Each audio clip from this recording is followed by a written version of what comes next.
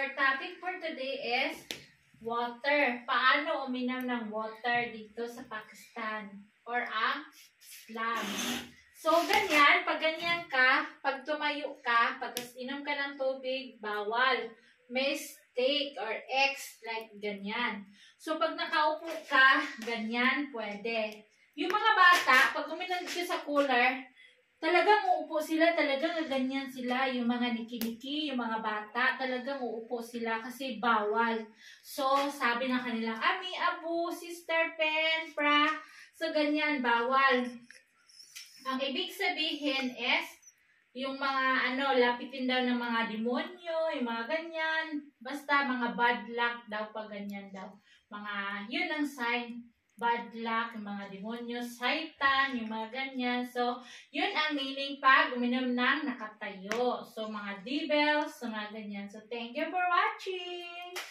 Guys, ang ating topic na naman is hair. Bawal daw itapon yung hair kahit saan-saan. Dito ako sa sister-in-law ko na bahay. Bawal kahit isang hibla ng buhok dito sa simento, pupulutin nila yan kasi bawal. Ang ibig sabihin is, meron tong malaking shopper dito dati na buhok na iipon nila, malaking plastic. So nilagay na nila sa cemetery. So ito, nagtatanong ako kung bakit nila iniipon. Bakit hindi tinatapon sa basurahan? Ang meaning daw is, kapag itatapon mo dyan sa mga paligid-paligid, ganyan,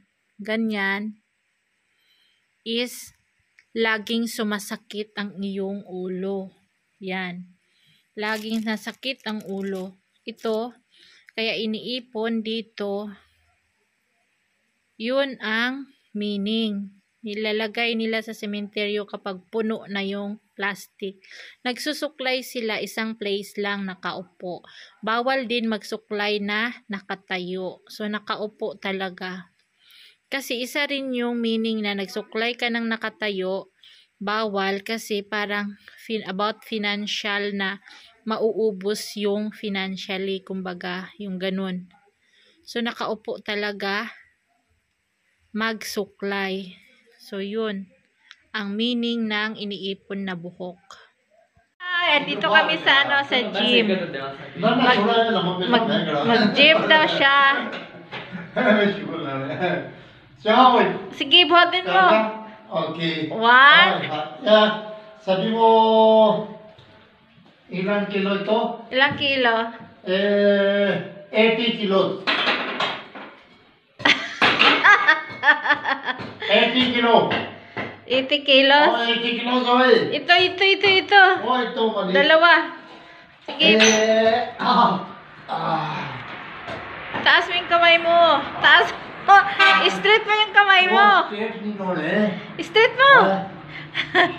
Straight mo.